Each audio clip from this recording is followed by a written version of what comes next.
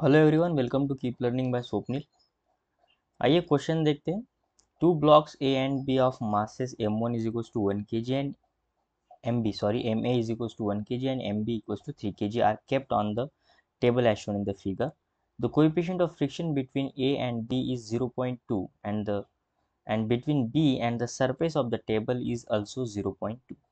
The maximum force F that can be applied on horizontally so that the block A does not slide over the block B is, और G का value हम 10 metre पर second square ले सकते हैं। 2019 में question आया है। सबसे पहले इसका फ्री बॉडी डायग्राम निकालेंगे हम। तो एक ऊपर एक छोटा बॉक्स है ए नाम का, उसके नीचे एक बड़ा बॉक्स है, ठीक है। और वो एक क्या है, एक सरफेस पे अटैच्ड है, एक सरफेस पे ऐसे टेबल पे रखा हुआ है, ठीक है।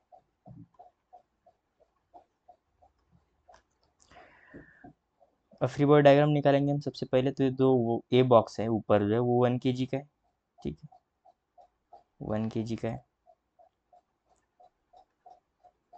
तो डाउनवर्ड एक फोर्स आएगा वेट के कारण 1g, ठीक है। और एक ऊपर की तरफ नॉर्मल फोर्स आएगा n1, ठीक है। यहाँ पे एक है एफ फोर्स, ऑलरेडी हमें गिवन है, इस डायरेक्शन में एफ फोर्स लग रहा है।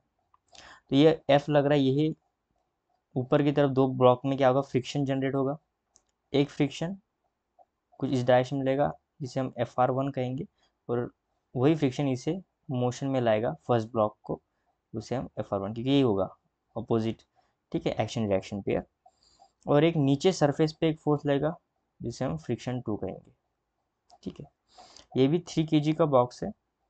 तो ये 1g के कारण जो n1 नॉर्मल रिएक्शन है उसका एक्शन पेयर नीचे की तरफ आएगा इस ब्लॉक पे n1। इसका वजन होगा खुद 3g, क्योंकि 3 kg का है, और ऊपर की तरफ इसका एक नॉर्मल आ जाएगा n2, ठीक है। तो सबसे पहले हम दोनों फ्रिक्शन की वैल्यूज निकालेंगे। Fr1 जो होता है म्यू इंटू n1, और म्यू हमें दोनों बॉक्स में कितना है, 0.2 0.2, 0.2 को मैं 2/10 लिखूंगा। और n1 कितना है, n1 1g को बैलेंस कर रहा है, ठीक है, यानी g का वैल्यू कितना ले सकते हैं, 10। सो 10 से 10 चला गया, Fr1 का वैल्यू आ गया 2 न्यूटन। उसी प्रकार Fr2 यानी जो सरफेस के साथ फ्रिक्शन आ रहा है, म्यू n2, ठीक है। सो म्यू कितना है, 2/10। और यहाँ पे n2 देखने की बात है, वही 3g यानी 3 इंटू 10 प्लस n1 को बैलेंस कर रहा है। सो आ जाएगा 2/10, 30 प्लस, और n1 का वैल्यू कितना है, 10।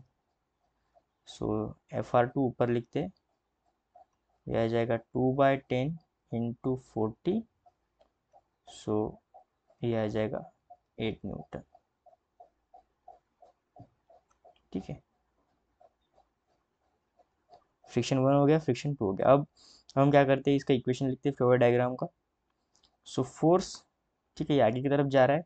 आगे की तरफ जाना चाहिए, इसलिए क्या होगा, ये जो है Fr1 Fr2 इसे रिस्ट्रिक्ट करेगा, इसलिए minus Fr1 minus Fr2 is equals to mass into किसी एक्सेलरेशन से जा रही होगी। और सेम ऊपर वाला बॉक्स भी जाएगा जिस पर सिर्फ Fr1 फोर्स लग रहा है, मास इंटू एक्सेलरेशन। तो मास तो 1 kg है उसका।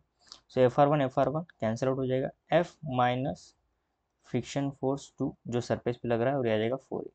अब सरफेस पे जो फ्रिक्शन फोर्स लग रहा है, जाहिर सी बात है वो एक उसका कांस्टेंट वैल्यू होगा, ठीक, 8 न्यूटन, वो हमें रखना चाहिए। क्यों, अगर ये फ्रिक्शन फोर्स में यहाँ पे जस्ट ये वैल्यू रखता हूँ, इसका मतलब ये बॉक्स चल ही नहीं रहा है। इसका मतलब ये है कि जो फोर्स है वो ऑलरेडी 8 न्यूटन से ज़्यादा है। याद से ये समझ में आ रही है। अगर वो 8 न्यूटन से कम होता तो ये बॉक्स चलता ही नहीं, क्योंकि मैक्सिमम फ्रिक्शन 2 कितना लग रहा है, Fr2 कितना लग रहा है, 8 न्यूटन। सो इसका वैल्यू हमें यहाँ पे पुट करना ही होगा, क्योंकि ये ऑलरेडी लग चुका है, मतलब इतना फोर्स तो ये लग ही रहा है। इसके बाद जो ये Fr1 होगा वो मैटर करेगा कि ये बॉक्स दोनों साथ चलेगी या नहीं चलेगी, ठीक है। सो यहाँ से एक्सेलरेशन की बात आ रही है, फिर F माइनस 8/4, ठीक है। अब हम एक्सेलरेशन को इस इक्वेशन में पुट करेंगे, there four Fr1 is equal to 1 into a. तो ये आ जाएगा F माइनस 8/4 Fr1, ठीक है। और Fr1 कितना लगना चाहिए, ऑलरेडी निकाला है, 2 newton, is equal to F minus 8/4। 4, so 8 is equals to F minus 8, तो ऐसे एफ का वैल्यू आ जाएगा 60 newton. So option A is the right answer. I hope आपको वीडियो सोल्यूशन अच्छा लगा होगा। वीडियो सोल्यूशन अच्छा लगा है तो चैनल को सब्सक्राइब कर दीजिए, वीडियो को लाइक कर दीजिए। मिलते हैं नेक्स्ट वीडियो सोल्यूशन में। कीप लर्निंग विद स्वप्निल के साथ।